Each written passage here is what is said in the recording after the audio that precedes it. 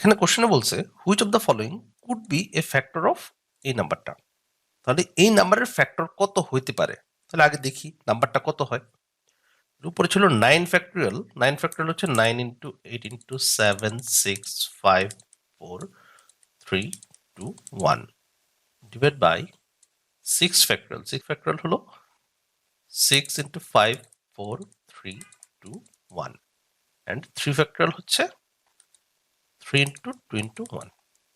তাহলে আমি এখান থেকে 1 টু 6 এই 6 ফ্যাক্টরিয়াল আর এই 6 ফ্যাক্টরিয়াল কাটতে পারি।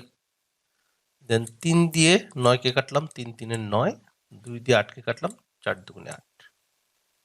তাহলে নাম্বারটা হলো 3 ইন্টু 4 ইন্টু 7।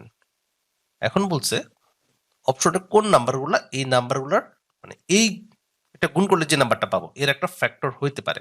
ওকে, চেক করি। তাহলে 2 দিয়ে নাম্বারটাকে ভাগ যায়, কারণ 4 আছে এখানে, 2 একটা ফ্যাক্টর হবে। 3 দিয়ে ভাগ যাবে, কারণ 3 আছে এখানে।